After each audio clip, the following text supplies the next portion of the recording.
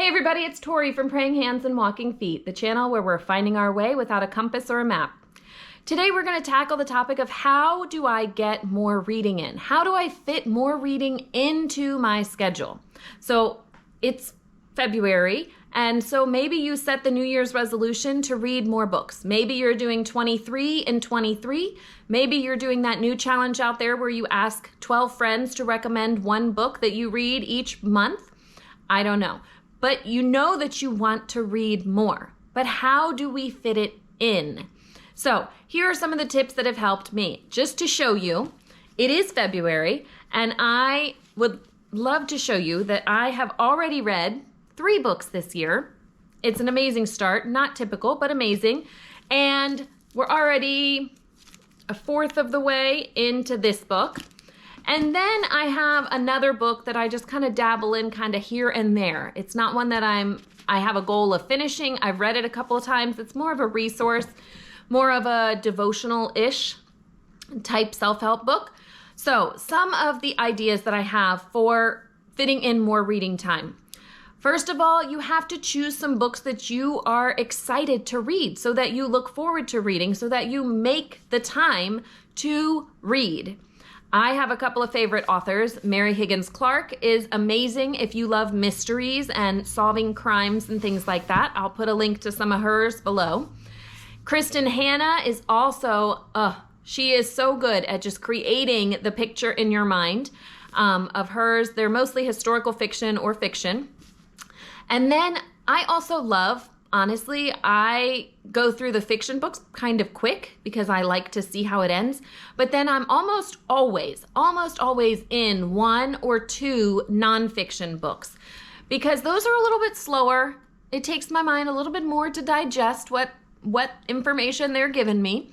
So pick out a nonfiction book that you're just slowly working through, because sometimes I have time to get lost and read a chapter or 2 or a section. Sometimes I have time for just like 4 or 5 pages. That's when I pick up this one. And sometimes I don't have much time at all, but I just need a little something. And that's when I pick up a book that's like this. This is Only Love Today by Rachel Macy Stafford. And it's divided into seasons. So there's spring, summer, fall, and winter. And they're short. Like this one starts here, and it's only goes to here. So they're very short, but they're just inspirational and affirming, and they're helpful. They're loving. They fill me with love. And so when I just have a moment, but I'm feeling like I just need to read something, because for me, reading is a reset. It helps me emotionally get recentered and balanced. If I have just literally a nanosecond, I'm picking up this book. If I have a little bit longer, maybe 5-10 minutes, then I'll pick up whatever nonfiction book I'm reading. Right now I'm reading Brain Maker, learning about how our gut affects our brain. It's very interesting. I encourage you to check it out. But if I have like 20 minutes, which is how long dinner is in the oven, or honestly how long it takes my kids to brush their teeth and get ready for bed and come back down, I will pick up my fiction book and read some in there, or after everybody goes to bed.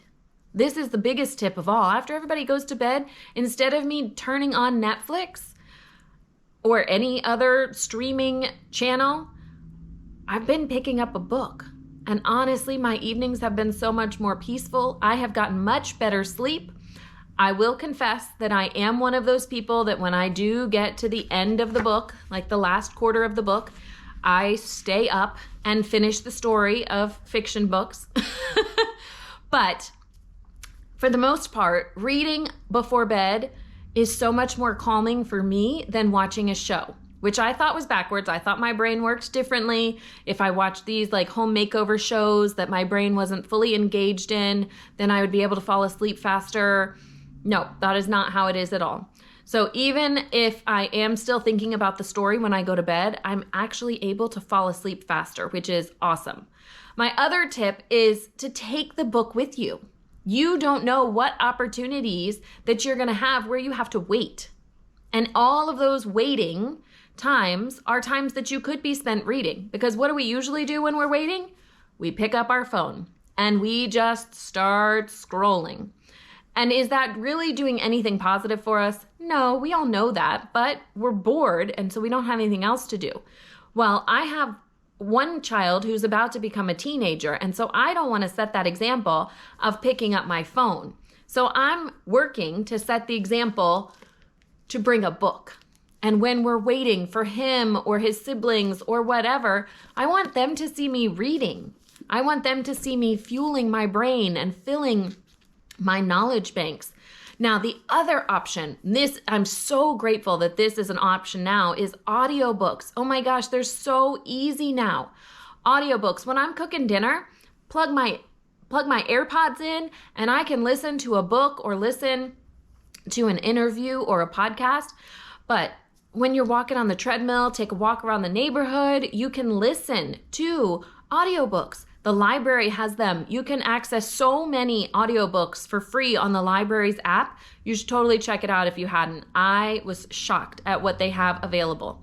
And it's free, so you don't even have to buy it, because some of those downloads after a while start to cost money.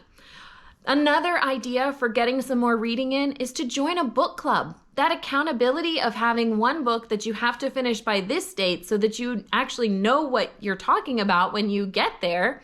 Sometimes that helps people. Join a book club, get some friends together, start a book club. We had an amazing book club going for a few years, and it was awesome. Sometimes we all read the book and sometimes we didn't read the book, but it encouraged us all to read more and to expand our knowledge because we were reading what other people were reading. And so I got opened onto some new authors. So ask your friends, hey, what books are you reading? I'd love a new book. Does anybody have a suggestion? But getting ourselves excited about reading is the main thing. And then just having the book readily available, just as available as our phone is. I know my husband gets a little annoyed that books are kind of everywhere in our house, but I would love to have books everywhere because I want to be able to just grab a book when I have a couple seconds, or to grab a book when dinner is in the oven. So think about how can you fill your life with more books and some more reading time. I know you can do it. I know you can find some more time. Choose your goal. Do you want to do one book a month and do that 12-month page? Or do you want to go for some more and do 23 and 23? I'm super excited. Tell me about your reading goals in the comments below. Maybe you have some book suggestions for me. I would love to hear them. Leave them below too. And in the description, I will put links to some of my favorite books so that you can find those too. And as always, share the channel and subscribe. We thank you so much for your support here at Praying Hands and Walking Feet. Till next time, bye. GoPro, stop recording.